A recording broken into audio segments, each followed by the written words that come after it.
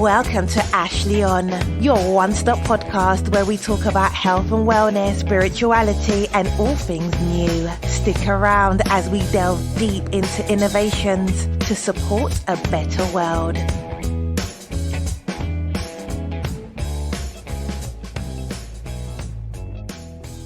Hello and welcome to the show. Today's show is with Dr. Bob Beelman from Penn State University.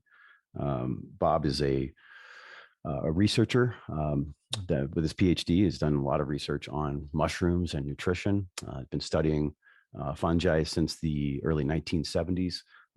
Very informed on something called ergothioneine, which is a protein, unique amino acid and protein found in mushrooms that supports a lot of major health and wellness benefits, acting as a strong antioxidant and helping deal with Alzheimer's and Parkinson's and other things like that. But Bob's been researching mushrooms for a long time, shares a lot of great stories around what he's learned with regards to mushroom and nutrition. And I think you're going to really enjoy the show. Bob's very informed and very knowledgeable about the nutritious benefits of mushrooms. Enjoy the show. Thank you. Today's show, as always, is brought to you by Packed with Life online tea store. Packed with Life is a mushroom and adaptogen tea. It's loaded with lion's mane, chaga, reishi, and cordyceps mushrooms, as well as 12 organic adaptogens to give it wonderful flavor, as well as more natural support for energy, brain fog, immune system support, and really just feeling better. So if you're looking for something different to change up your hydration routine, something healthy and that has no caffeine or low caffeine. There's less caffeine in Packed with Life than there is in decaf coffee. The energy all comes from the mushrooms and from the adaptogens. The Packed with Life online tea store has your products available today, and you can buy with code ASHLEYON for 20% off and free shipping at packedwithlife.com. Hope you enjoyed the show. Morning, Bob. Thank you for joining the show. Good morning. Yeah. So you're joining us today from Penn State University, and I think your expertise is in the area of fungi, and you have a lot of good knowledge to share with us, I think, about the healthiness of mushrooms and why we should all be focusing on trying to get mushrooms into our diet. So before we do that, why don't we tell the audience a little bit about yourself and your background, and then we can get into the good stuff. Okay, well, I'm a professor emeritus of food science at Penn State. Been retired, I put in quotes, retired almost 12 years now. And I was actually hired there at Penn State in 1970 to do wine research because this was the time when wine was starting to become popular in the United States, and every state that had grapes in the ground thought they should get into that. Mm-hmm. It was one of those. And I remember the guy that hired me was the head of the horticulture department. We didn't have food science at the time. And he came to see me and he said, Bob, he said, this wine thing, we don't know whether it's going to work out or not. So I want you to spend half of your research time on mushrooms, because we have a strong mushroom industry here in Pennsylvania, and they have problems, and they're always coming to us. And so this was in 1970 as well. 1970, yeah. So of course I knew nothing about mushrooms, virtually nothing about fungi, and so I dutifully followed his lead. And eventually the wine thing kind of fizzled out.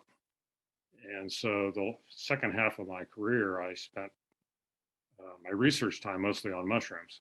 Other plant foods, I taught the course in our department about plant foods, fruits, vegetables, and the whole, and ended up getting a little, probably more emphasis on mushrooms than that course deserved. But I always thought it's better to teach from an area of knowledge and strength than, Sure, just passing on stuff that you've read in a book and whatever.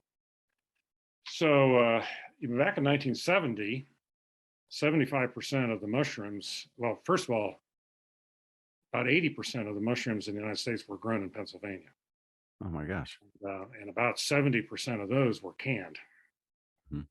and 30% were fresh. And so most of my early work was on canning technology. And the big problem they had was what they called shrinkage. I think everyone's seen when you cook, say, mushrooms in a skillet, they shrink down as you're watching them. I mean, they just Disappear. Hmm. they lose a lot of water.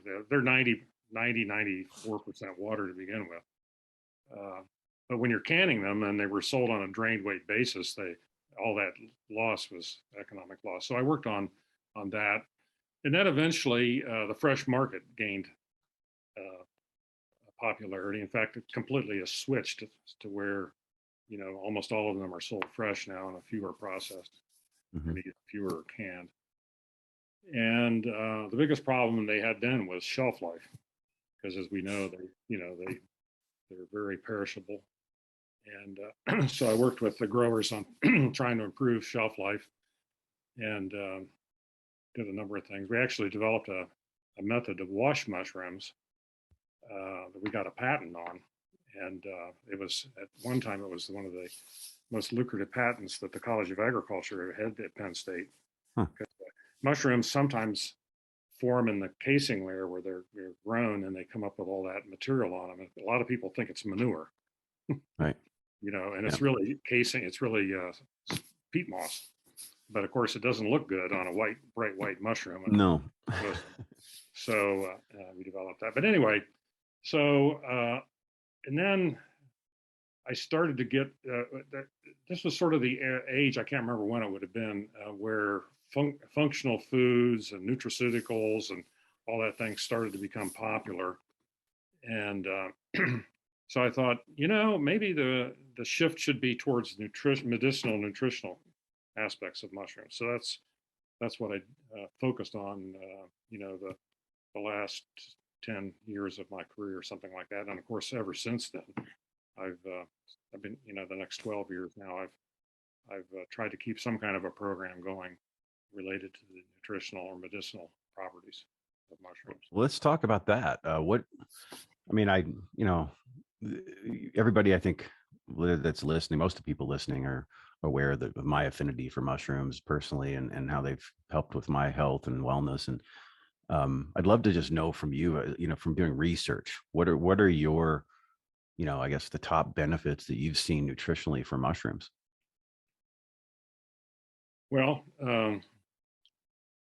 I would say now it's mitigation of chronic diseases, and maybe improvement of life expectancies.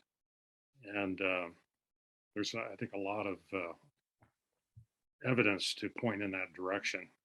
It's hard to say whether it's a completely cause and effect relationship or what, but we call them an association.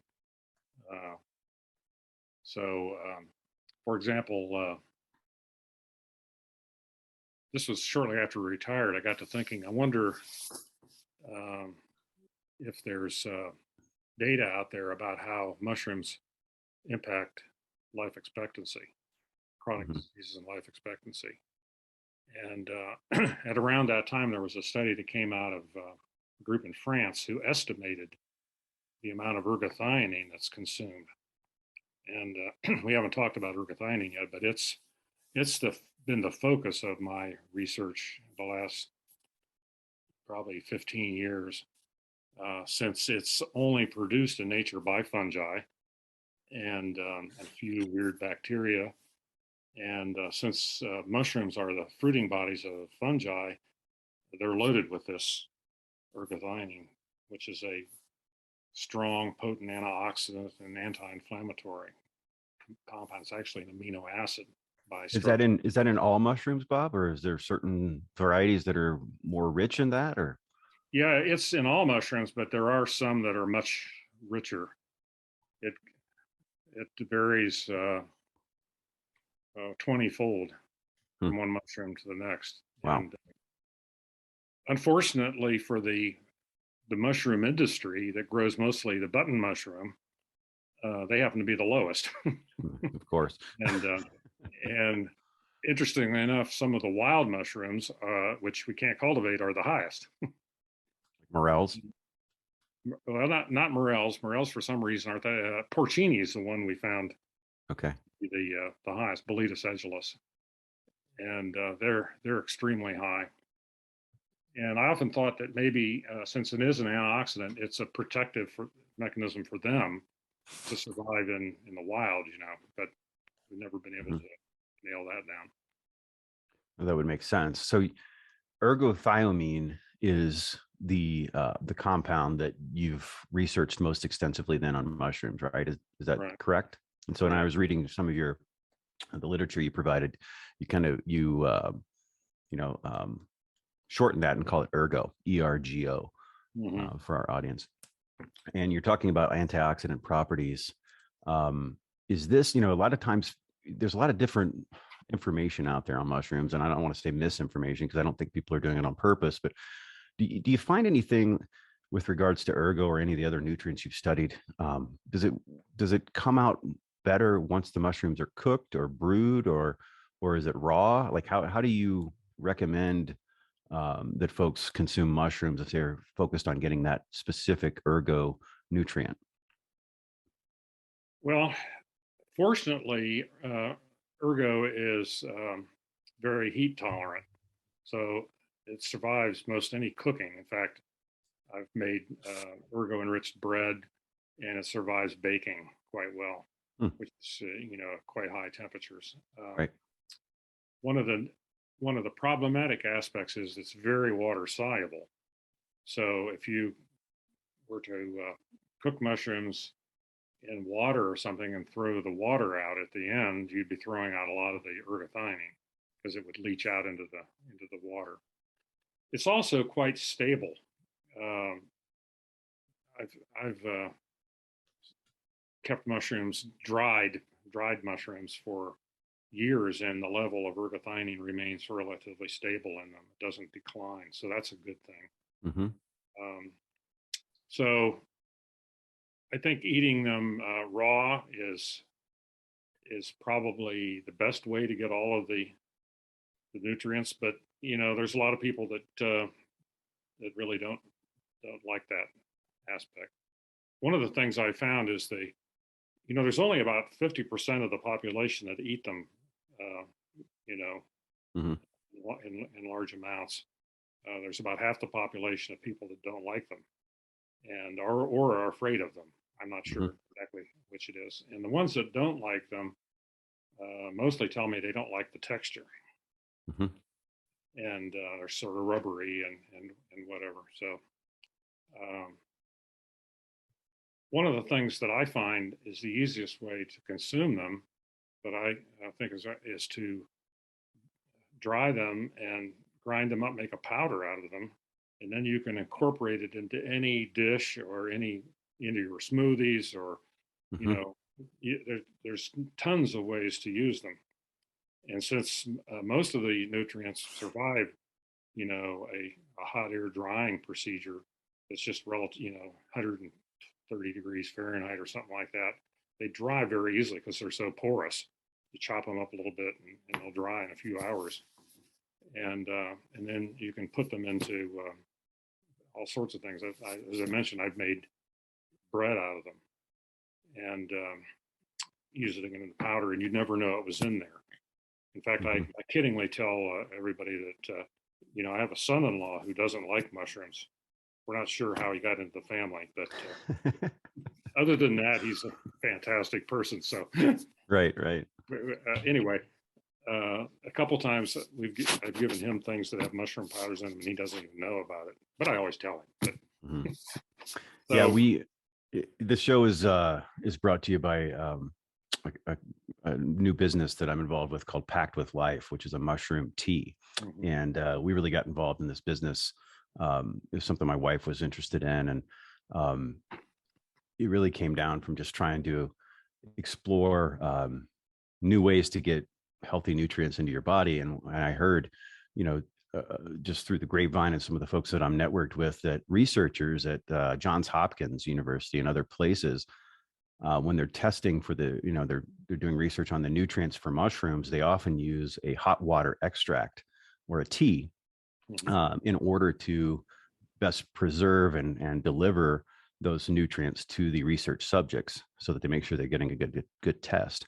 And I guess based on your knowledge, that would triangulate with what you've said with regards to mushroom nutrients being very water soluble, tolerant to heat, and you don't want to throw that water out necessarily because it's very rich then in the nutrients. What do you think about teas as a delivery mechanism for some of those folks who don't necessarily like mushrooms? Because one of the key things in this tea we tried to do was to add adaptogens, which are herbs and spices, to kind of get rid of that mushroom flavor. Obviously, you don't have the texture objective with the tea, but a lot of times flavor is not necessarily welcomed by a lot of folks with regards to mushrooms. But if you can make a tea that tastes good and delivers the mushroom benefits, what are your thoughts about that? Yeah, I think that's a fantastic way to do it. And I know there's a lot of mushroom coffees now on the market, which is the same principle, obviously, but using a different, starting material. So it seems like that's a very growing business, and I've done that myself on occasion where I take some of my mushroom powder and mix it in with the coffee and drip coffee maker.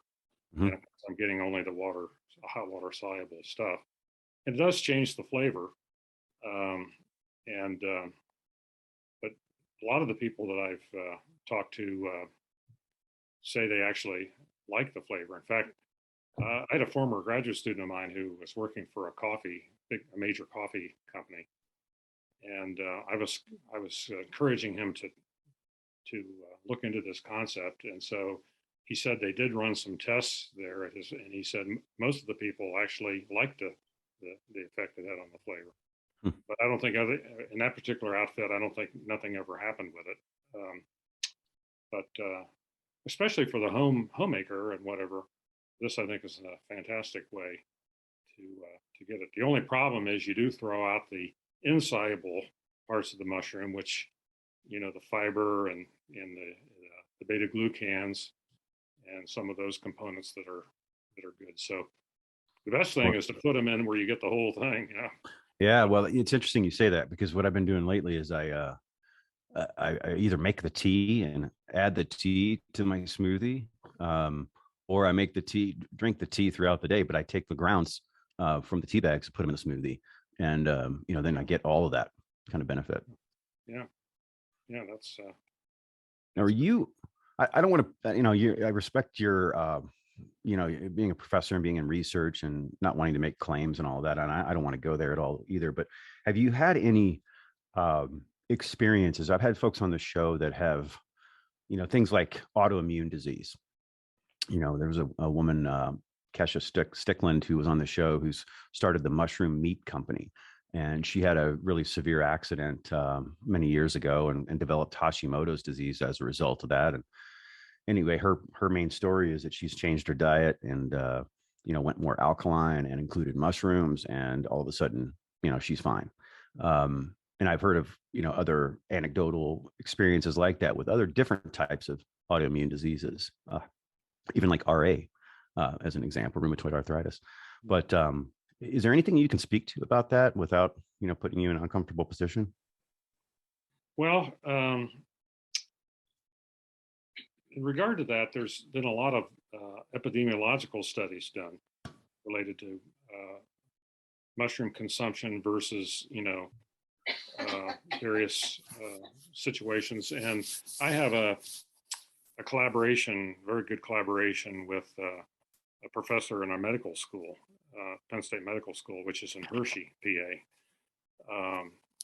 And we can talk more about some of the stuff we've done together, but he's had a postdoc working with him the last year or so, who's an epidemiologist. And so he's done all these studies where he's gone back and looked at the data from all these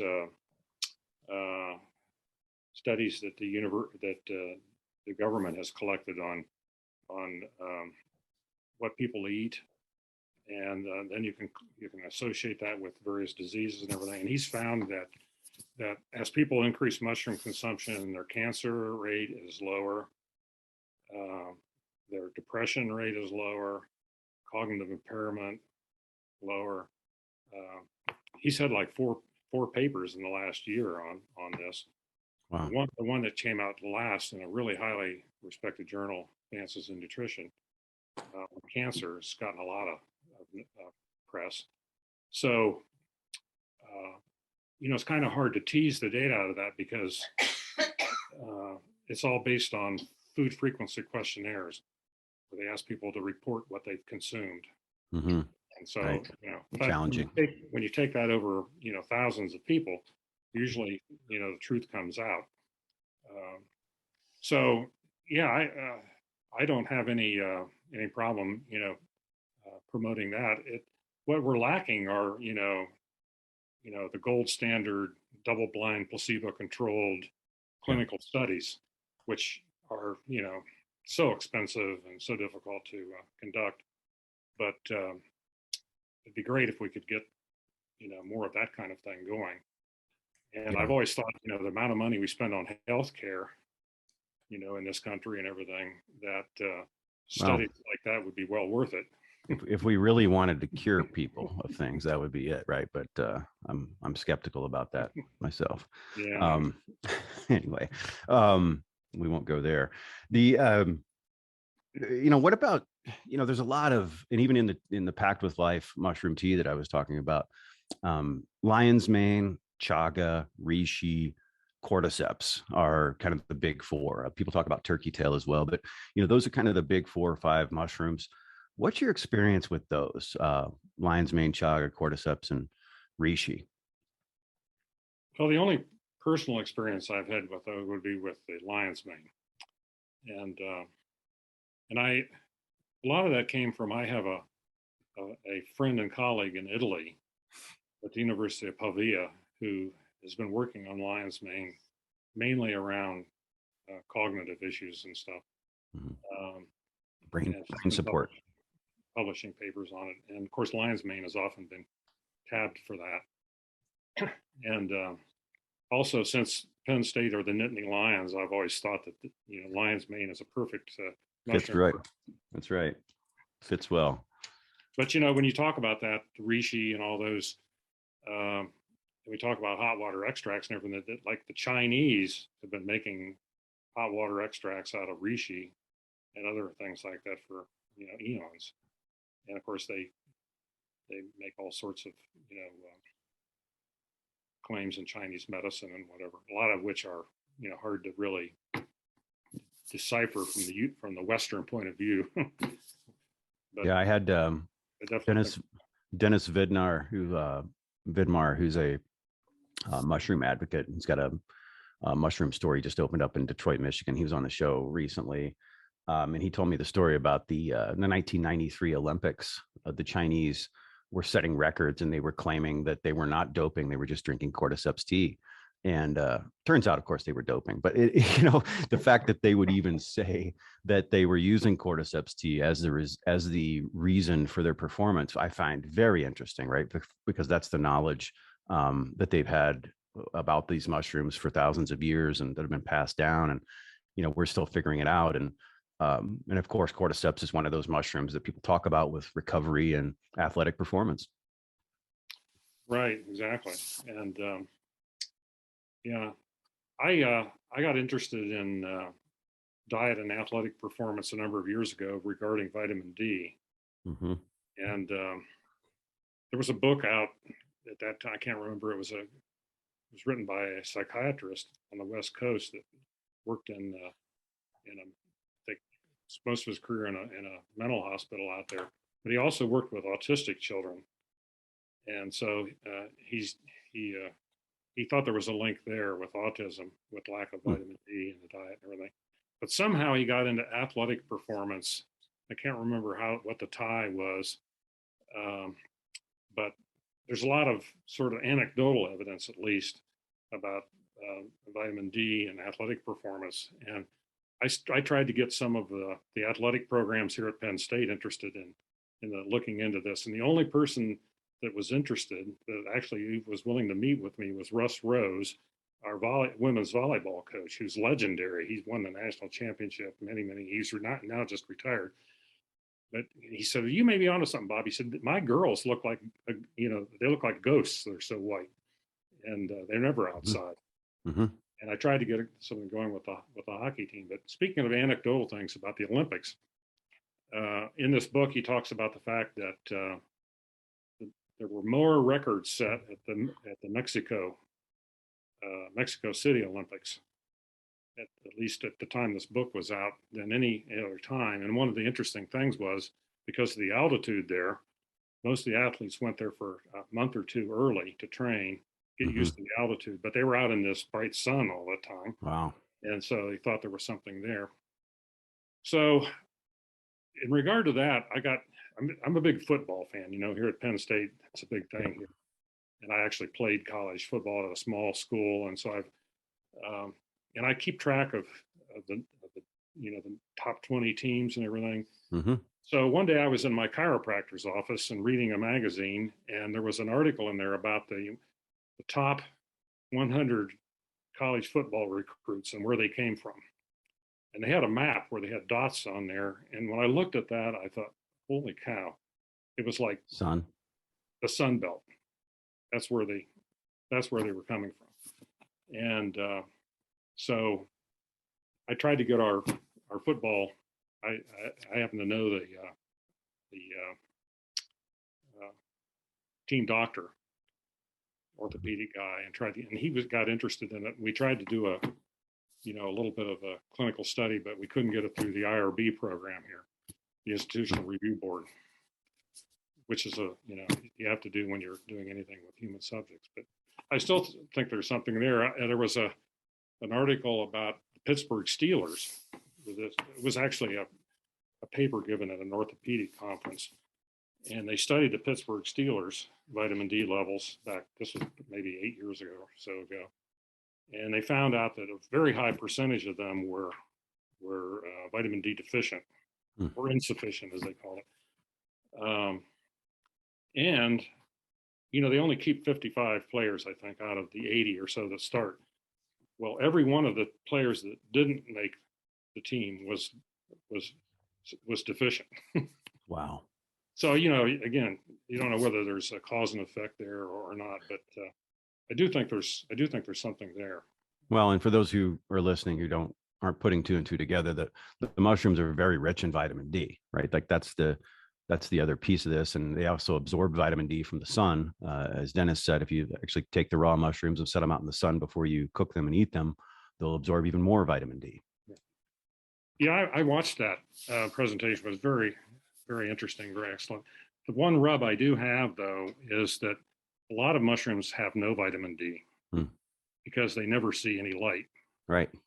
And for some reason, because they do make vitamin D if you put it in the sun, a lot of the people that write in these journals of nutritional and food stuff and everything always quote mushrooms as one of the better natural sources of vitamin D, and it's not really very true because but if you do put them in the sun and you have direct good sun, you can make it.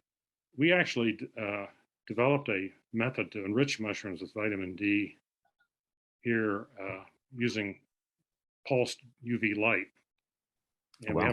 we have a patent on it at Penn State, and we have a couple of companies that are using it. But within so you use that in the growing mechanism then to kind of pulse some light. You could, but it's a little more difficult, But we found that you can actually put it on a conveyor belt when mushrooms are passing along, and this light is so powerful that 1 second, there's 3 of these pulses. In 1 second, you can get 2 or 3 times the daily value of vitamin D in these mushrooms because and you can actually do it to dried powders. Wow. Which shocked me when I first. So, and I think it's difficult for people to do that at home, I would think, especially in the winter. Yeah. And unless you're south of the Atlanta, Georgia, the amount of direct sun that you get most of the times a year, it's hard to get enough sun to do that. So I do think there's something there, but I think it's kind of a misnomer that mushrooms are one of the better sources of vitamin D. But of course, the mushroom industry is glad to let that promulgate around. Oh yeah. Yeah. No, it's interesting. So they kind of soak it up, but they don't naturally have it that much. So you got to kind of figure out how you're going to imprint that vitamin D into the mushroom, it sounds like. Well, at least most mushrooms don't need any light, okay, so they don't give them any because it costs money, they grow them in the dark. But of course, any wild mushrooms outside, and they would have, quite a bit of it. Yeah. Well, Bob, what have I not asked you about that you'd really like to share? Is there anything that is on your mind that you'd like to share about your work? Well, going back to the ergothioneine thing,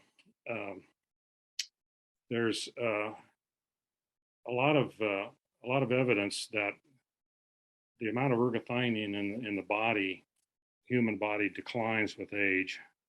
That's well established. And it's been shown by a number of studies that it declines faster in people that have chronic diseases. So, for example, there's a group in Singapore, Dr. Hallowell and his group, that's done a lot of excellent studies. And they've shown that if people age, their vitamin D level goes down, and it goes down significantly faster in people that have cognitive impairment. And in a sort of similar study, they found people that have Parkinson's disease have half as much, on average, ergothioneine in their blood than age-matched normal people. And then there was a recent study done in Brazil where people that have sickle cell disease have about half the level of ergothioneine in their blood than age-matched healthy people. And so I think there's a lot of these chronic diseases that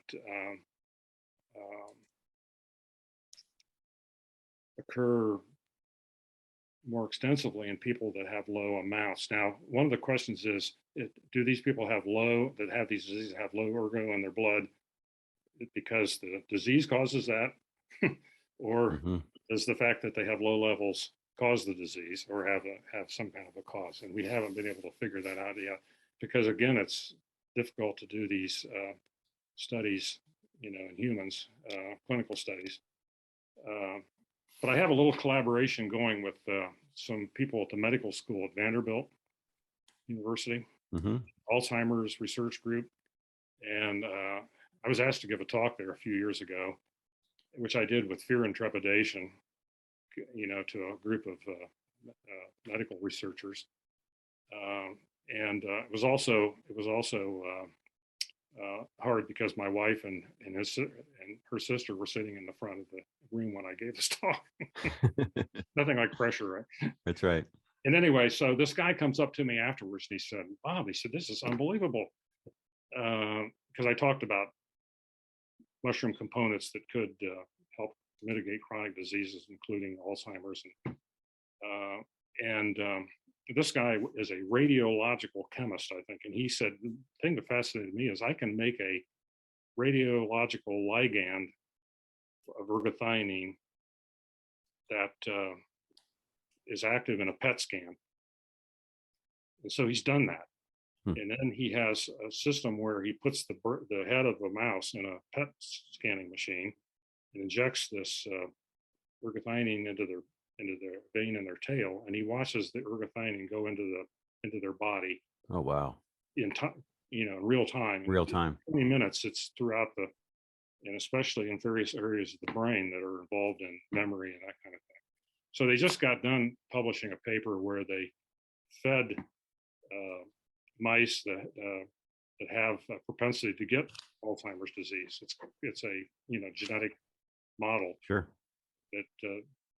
And then they compared that with normal wild type mice and fed them ergothioneine.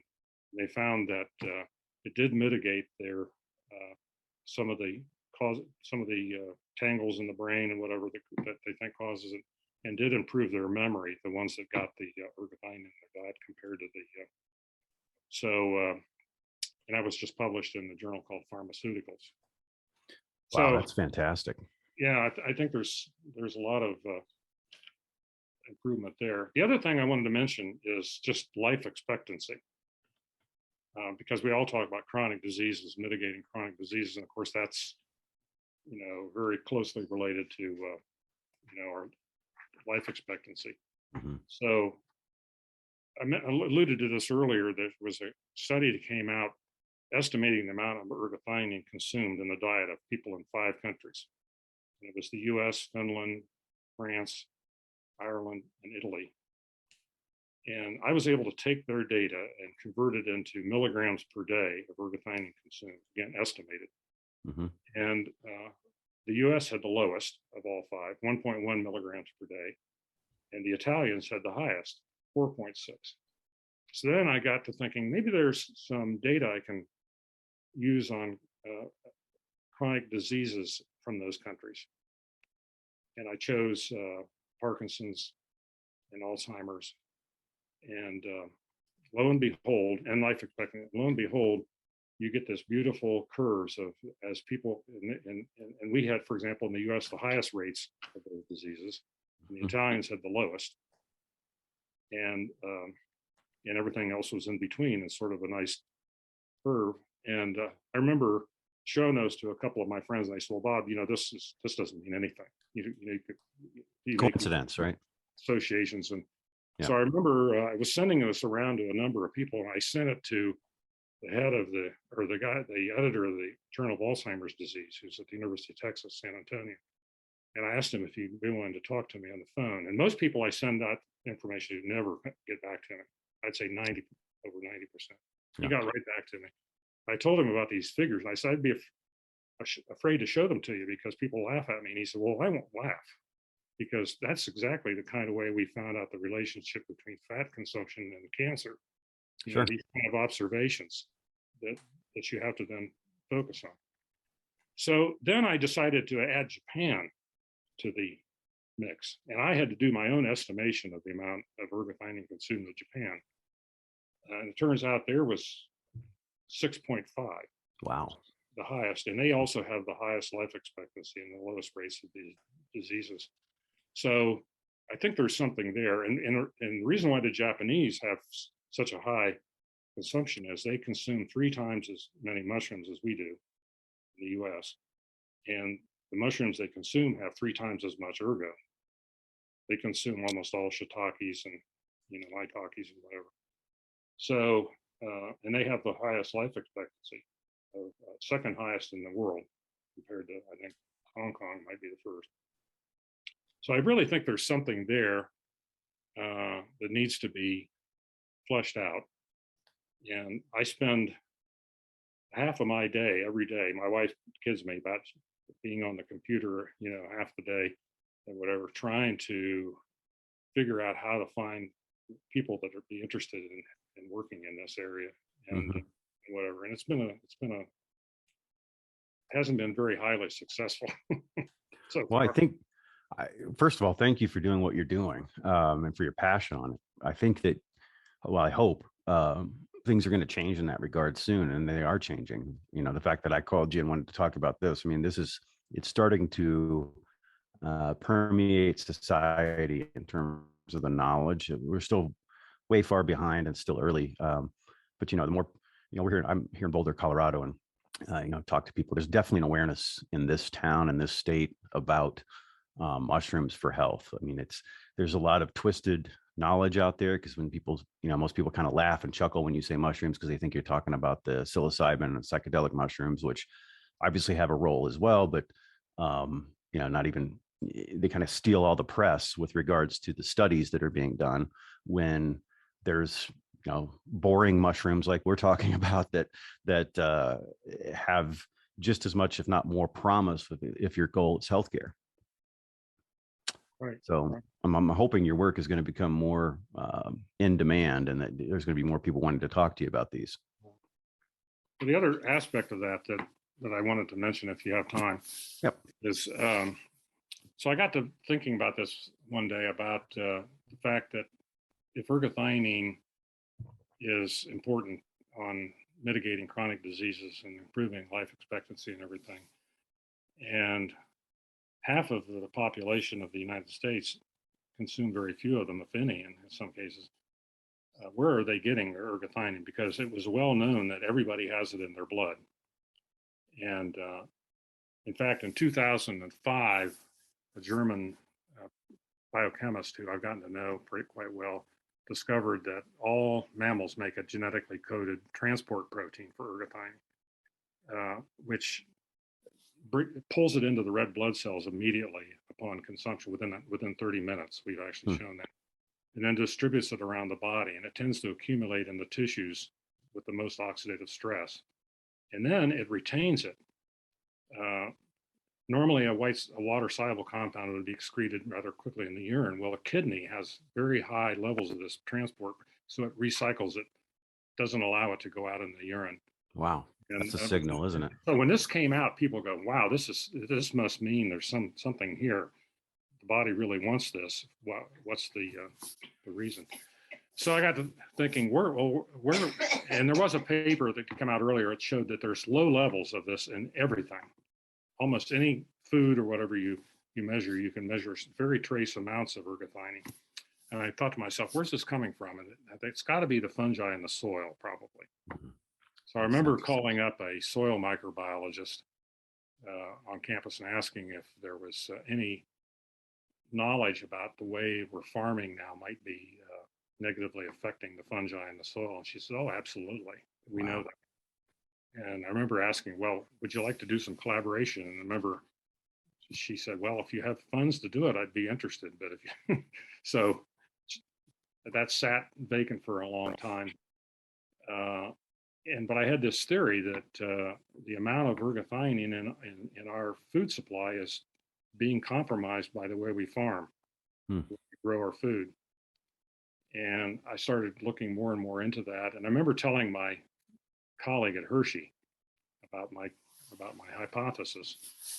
And luckily, a year or so later, there was a big meeting called at the medical school there, where the people at the Rodale Institute asked for a meeting with the higher ups at the medical school there. I don't know if you know about the Rodale Institute, but it's the group that basically started the organic farming movement in the United States back in the 30s. And they've been promoting organic agriculture ever since. They're relocated not far from Hershey. And so they've always had this mantra: healthy soil equals healthy people, equals healthy food, equals healthy people. But they said, we have a lot of data about the first part, but very little about the relationship to human health. Is there some way we can collaborate? And the dean of this medical schools there, and my colleague, who's a professor of public health science and a biochemist, he said, I've got this colleague that's got this hypothesis about the way we farm, it's affecting the amount of ergothioneine getting into the food chain. So they thought so we started a relationship. And eventually we were able to look into some of the crops they were growing there and found that there's a relationship between tillage. Tilling the soil is common practice, but it's very destructive to the soil. And in fact, I heard one guy talk about the worst thing that ever happened in human history is the development of the plow. Wow. So it's because it's destroying these mycelium networks, right? Right. That are exactly. Right. And we found that it definitely does that. And we've now just published a paper in an agronomy journal that proves this with 3 different crops: soybeans, corn, and have you ever spoke to John Rulak? You know that name? No. He's one of the producers of Kiss the Ground, which is the Netflix documentary. Yeah. He was on the show recently. I spoke with him. Maybe if you're interested, I can connect the two of you. Yeah, that'd be great. I think you would bring something new to his conversation. I think maybe he already knows about it, but I think the two of you might have things to talk about in that regard. Right. But there's all sorts of, not just tillage, but the use or non-use of cover crops. uprotations. All these things affect the health of the soil, and the health of the soil is based on two things: organic matter and microbial populations. And so I think there's something very, very important there. But so there is this growing movement called regenerative agriculture. Yes, that's what John's involved with. Where reduced tillage or no-till is important, cover crops, crop rotations, and reduced use of chemicals. The organic people then would take that a step further and eliminate the chemicals. Mm-hmm. But it's much easier to get people to think about converting to regenerative, where they can hold on to some of their chemical use. But a lot of those chemicals negatively affect the microbes in the soil. And one of the big things, for example, nitrogen fertilization, which is used everywhere, copious amounts, and especially in areas that these monocultures of wheat and soybeans and corn, where they don't practice any of these methods. They till the soil, they don't use cover crops, they use lots of nitrogen fertilizers and everything. And what's interesting is they're degrading the soil at the same time. Erosion occurs, and the lack of organic matter that occurs. And so a study was done recently that we've lost a third of the topsoil in the Corn Belt in the United States. Wow. And lots of it is winding up in the Mississippi River. Yeah. And then goes into that dead zone at the mouth of the Mississippi. So there's lots of reasons to promote the regenerative agriculture, and it's starting to catch on. Some of the big major companies are promoting it.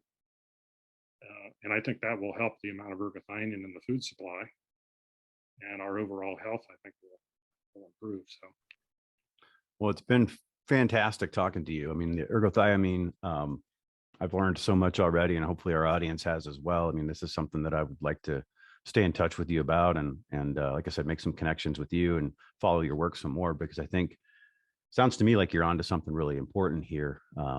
My great grandfather had Alzheimer's, so that's at the top of my list of things to avoid with health and wellness and nutrition. Yeah, I think all of us that are getting gray in the beard level are worry about that big time. Yeah, that's no good. We don't want that. It's a big reason why, if not one of the major reasons why I've personally focused so much on nutrition. I think that's I watched that, had a front row seat to that, and it was not pleasant. Well, Bob, thank you so much. I would love to stay in touch. Like I said, we'll end the podcast here, but I'd love if you could stick on the line for a couple more minutes, and we could talk about a couple of things that I'd like to follow up with you on. But it's been great having you, great meeting you, and thank you for the work that you're doing. Okay, well, thanks for having me on. Awesome. Well, thanks very much. We'll hope you enjoyed the show. Yeah, I did. Hey guys, as always, this episode is brought to you by Packed with Life Tea. I always talk about how much I love iced tea, and Packed with Life tastes fantastic. And I don't add any sweetener or anything like that. Just great tasting iced tea, packed with organic adaptogens, including the 4 key mushrooms: lion's mane, chaga, cordyceps, and reishi. Of course, it tastes great as hot tea as well, if that's your thing. And some people like to add a little bit of honey. But either way, no matter how you like your tea, you're going to love this tea, and it will boost your immune system, brain, lungs, and gut. That's why it's Packed with Life. So get yours today at packedwithlife.com. Have a great day. Thanks for listening to Ashley on Nothing But the Truth for a Better You and Me.